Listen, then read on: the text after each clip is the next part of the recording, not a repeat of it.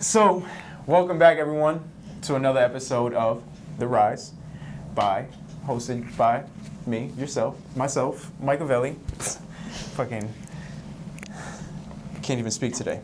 But anyways, so I've got a very special guest today, Jade, my good friend. She was in the military. Am in the military. Sorry. She is in the military. What branch? Air Force. Air Force. She's in the Air Force. She's also starting up a side business for doing lashes.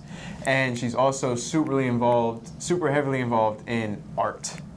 And her artwork is legit. Like, too legit to quit, honestly. Oh, thank you. Like, no, really. Like, I love, whenever I go to Dre's house and everything, I love the artwork that you do. Because it's so different. And it's almost like, I love the cartoon ones. And that's my thing. Like, I'm about to start getting back into it heavy. Like, as soon as I graduate. So, how long have you been painting for, you said?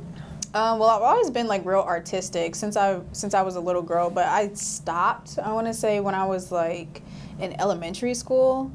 But I've always had like a real artistic eye. So just any type of creative aspect, painting, drawing, decorating, like that's like what makes me happy. It's like my peace. So just the artistic side of everything I love. How do you plan on building that like side hustle? Just painting more, honestly. I just got to set aside time. All the time that people spend procrastinating, I'm a procrastinator myself, unfortunately. Like, I'm trying to get out of it and like break away all those barriers of, social media and all that. But any downtime I get, just try to paint more. Do you think it's like relaxing for you? It is. I'll like So it's like a exclude. side hobby slash passion slash like meditation thing? It was a side hobby. Well, it is a side hobby, but it started out as a side hobby, just something that I like to de-stress, spend time a little bit with myself, me time, turn on some woo-saw music. Like Dre, she'll be in another room, no Dre, no nobody, just me and myself and my brushes. Dre is her girlfriend, by the way. Yeah, yep. Her significant other. Yes. So, like, do you have a plan on selling more artwork? Like, are you buying canvases in bulk at all? Or? I do buy canvases in bulk, just because you get them cheaper that way. Who do you buy through?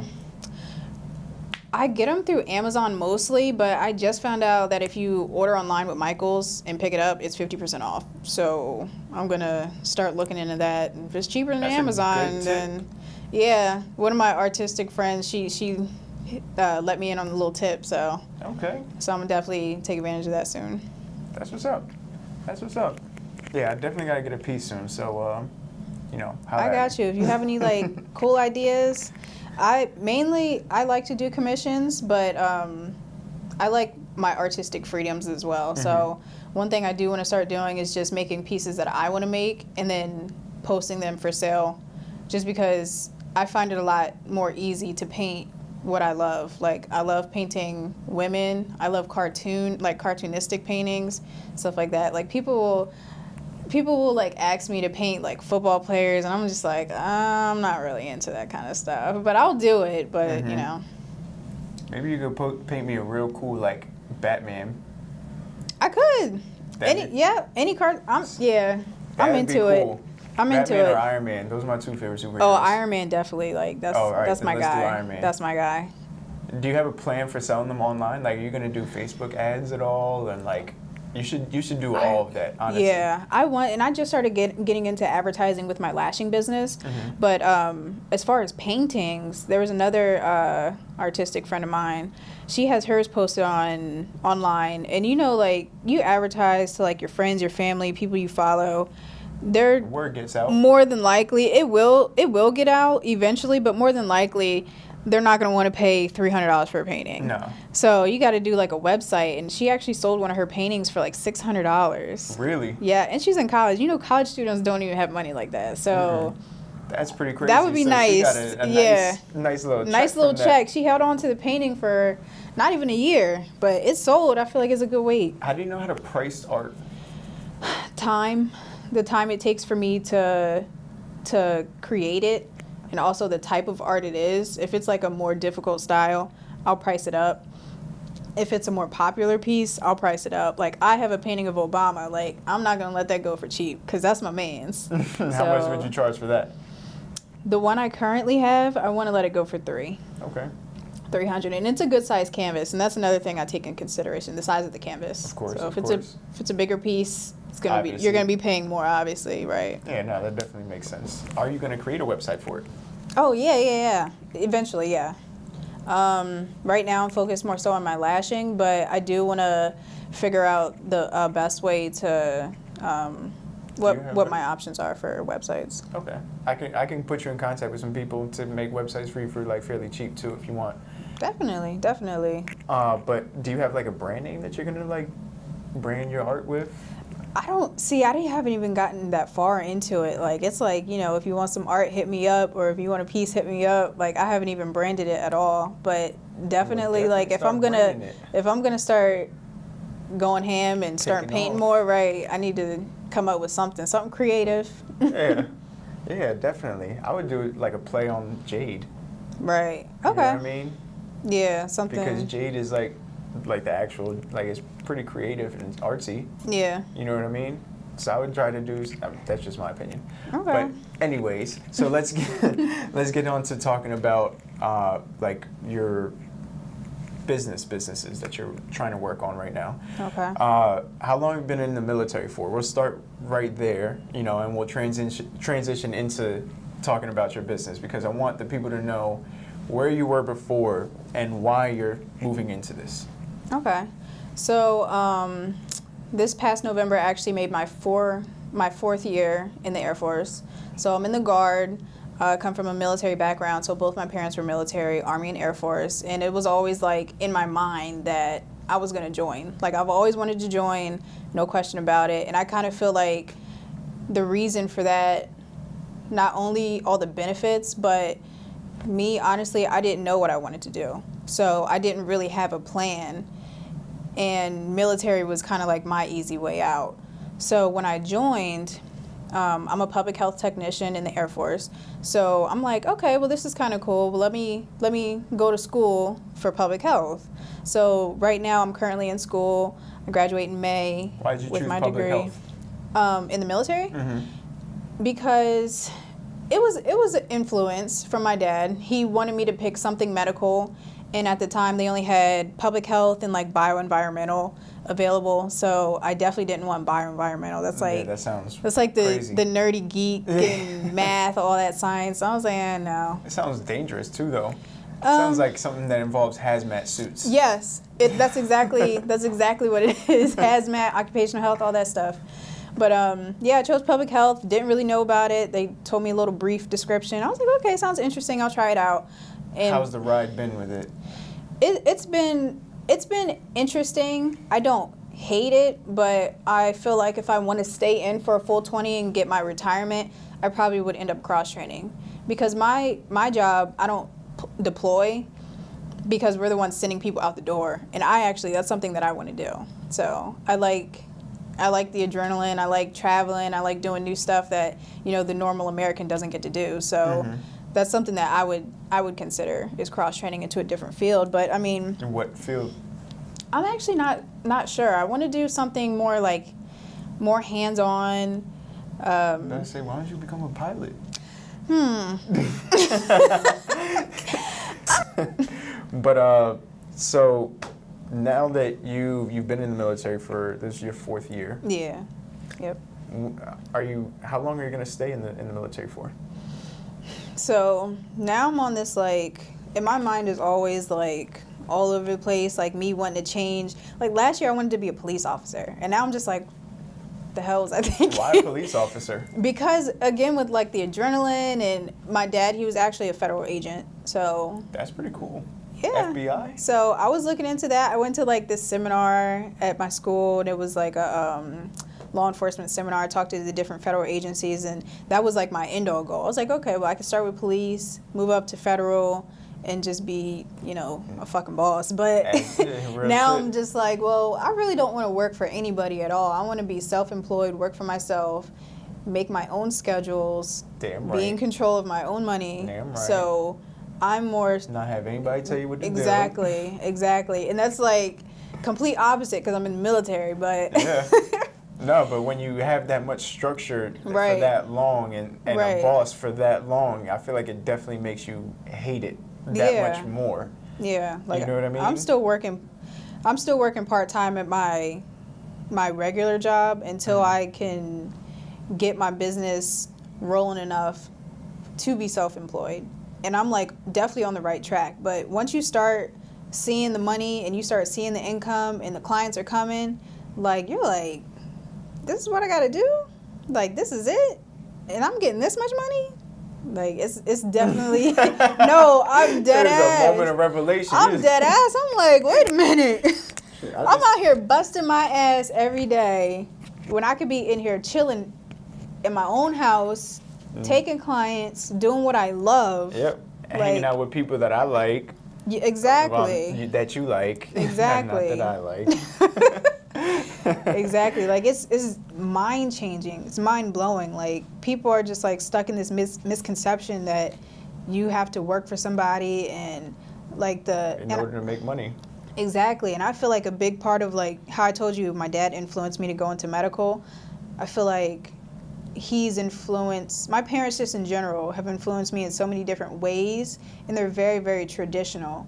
Like I love them to death. They want the best for me, but I feel like me being an entrepreneur and wanting to do things my way and having my own business, people oftentimes look at that as, you know, it's not gonna take off, or you know, it's hard to run your own business, or it's hard to make your it's hard to stay in the same position. That's what I'm saying. Like it will be harder for me to work for somebody and not get fired because like eventually I'm gonna go off. Right.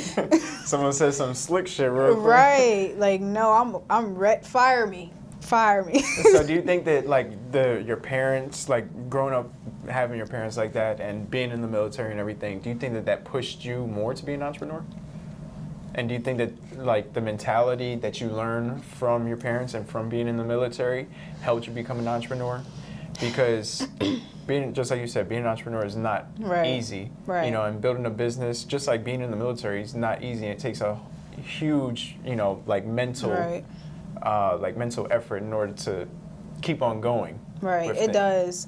And honestly, like what changed my mindset was Dre. When I met Dre, like she's a nurse, so she's already got her money coming in. But even though she's that, she's still looking for more. She still is looking for more all the time, and people look at her like, you're a nurse. Why are you trying to do X, Y, and Z? Why are you still doing all this stuff? That's because Dre's a hustler. Dre's a hustler off the bat. From when I first met her, like flipping shoes, flipping this, flipping that, looking into this, investing in that. It is what it is. You gotta make that money somehow. Seriously, and like she really like she's the best when it comes to like encouraging anything. Like when I sold my first painting, she was like, "Yeah, this could take off. You could be doing this like full time, or whatever." I was like, but no, I get what you're saying, but it's just I had to find what works for me, and I feel like when did you start believing in yourself more? Honestly, when I started believing in myself more, probably when I started believing in myself more when I created all of my different side hustles. Like I have numerous different side hustles that bring in money when it's convenient.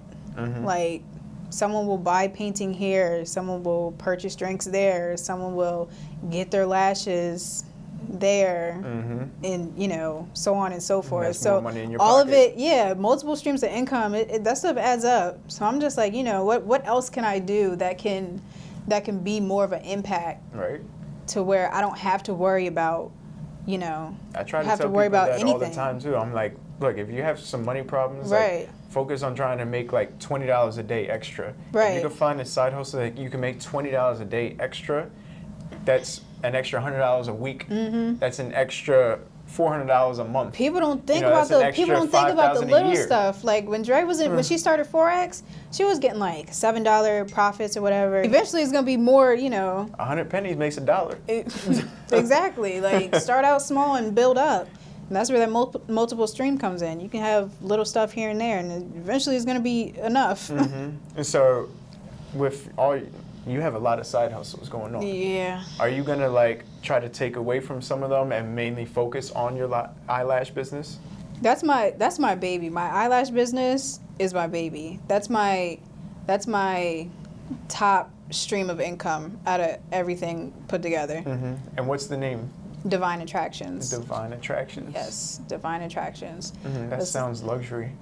I really sat down for a little while because I was just like, how do I make myself like, how do I be creative with it? Because like this market, it's getting pretty heavy. Like it's getting pretty saturated. So you have to find out a way to set yourself apart. How do you set yourself apart? Honestly, my service. I feel like my customer service is A1? Is A1. No, seriously. And you can ask my clients, like, I want to make sure that my clients are happy in every way, shape, and form. When they come in, they're comfortable. Like, I've created an environment, even though it's home-based, like, I've created an environment that where you come in, you don't even know it's home-based. Like, you feel like you're in a spa. Yeah, like you're in a shop. Like, everything's decorated real nice. It's clean. You know, sanitation A1. That's awesome. Can you talk about that a little bit too? Because there's a lot of people that are in this business, the same business that you're doing, that would probably limit themselves as to like, oh, I can't start this yet because I don't have a space. Right. You know what I mean? Even though they do have a home just like you.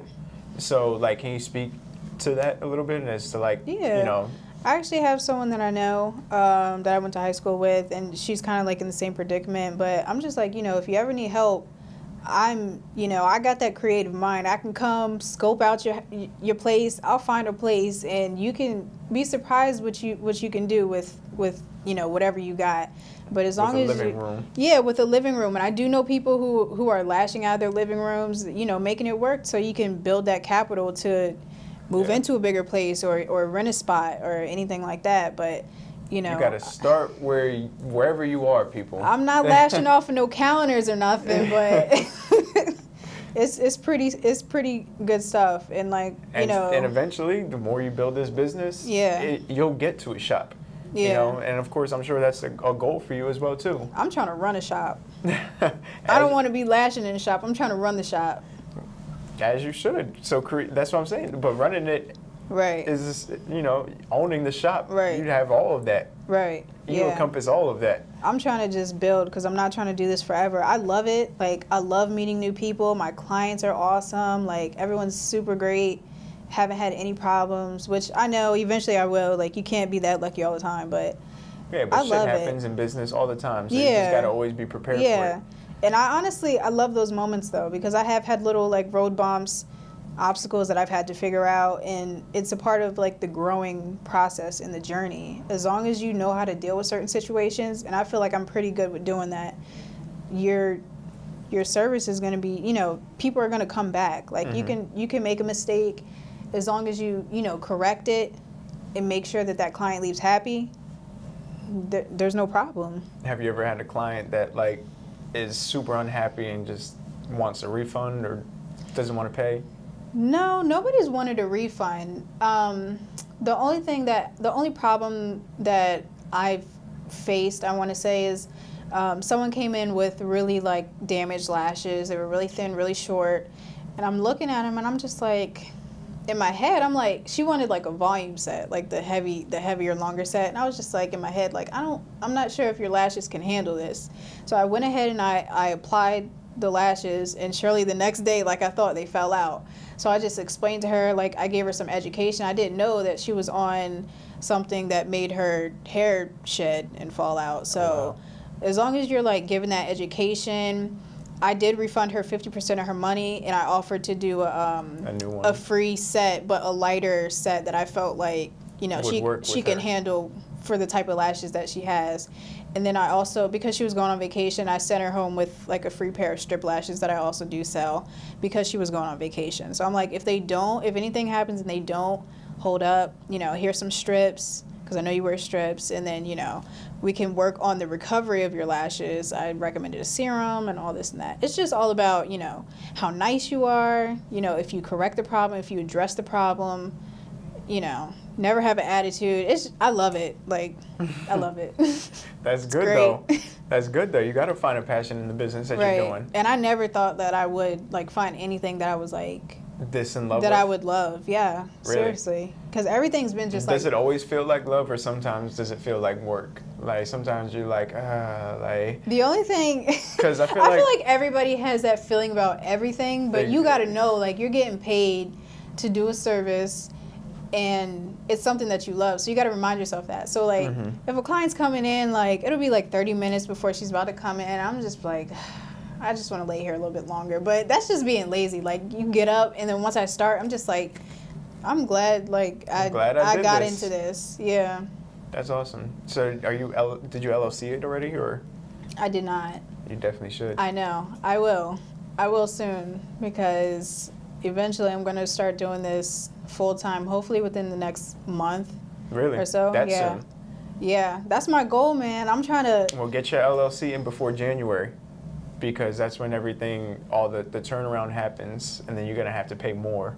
Really? Yeah, okay. I didn't know that. Yeah, so do it before January.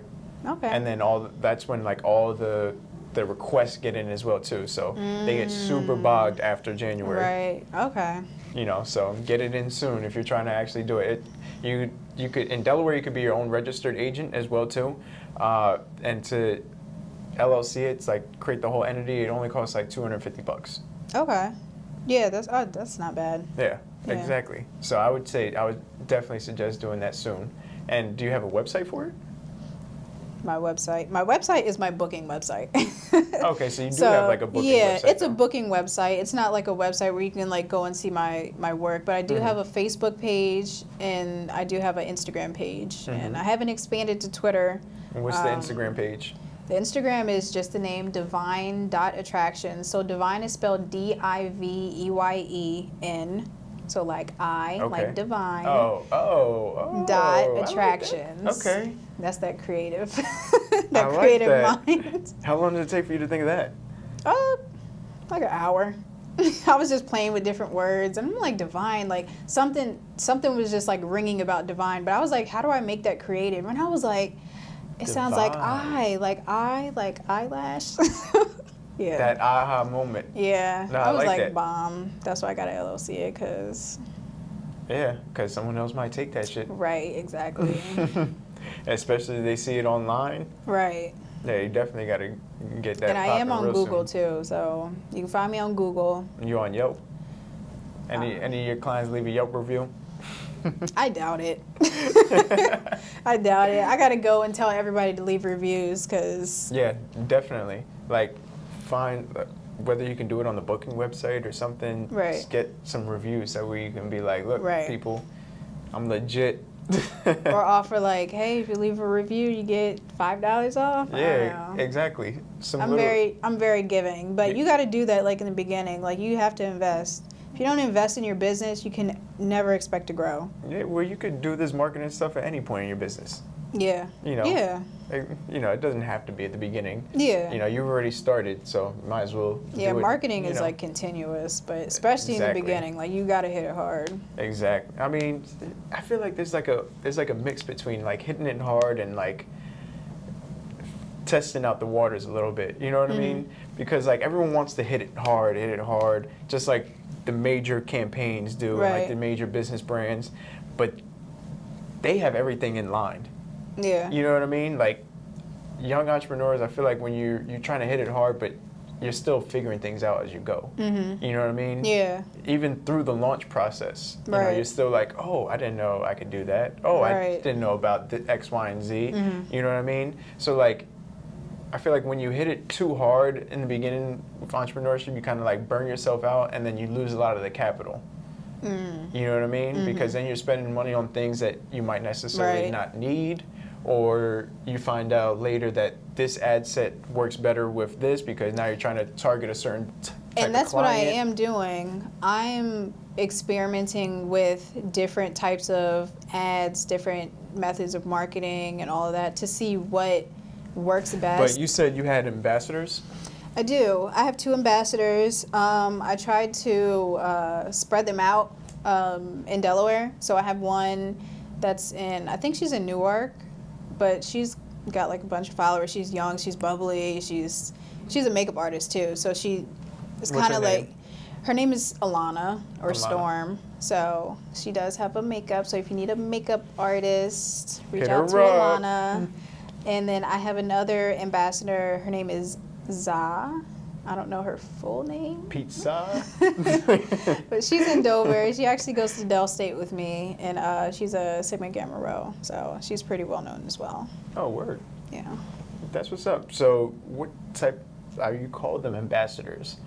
Is that like a program that you're working on? I should. Or how does that whole system work? So Alana, she was my first ambassador. So I just met her in Pink in the mall. She works there, and she was just like, hey, you know, if you need an ambassador or whatever, because Dre, you know, she's always trying to like help me out. She's like, my girl does lashes, da da da. So so she knew this girl? No, she didn't. Like she was just helping us out, and she asked me where I got my lashes done. Oh, so that's how the whole convo started. Yeah, and Dre was just like, she does lashes, da da da. And she's just really nice. Mm-hmm. So she was just like, hey, you know, I love your lashes, but if you ever need an ambassador, you know, reach out to me, da da da. So I took her information, and she's gotten me most of my clients now. So really? She's definitely been great. So how do you work that profit split or anything? Like, you know, what does being an ambassador entail? So my ambassadors, I require them to advertise my work, my page, my promotions at least 4 times a week. Is it a week or is it a month? I can't even remember, but it's something like that.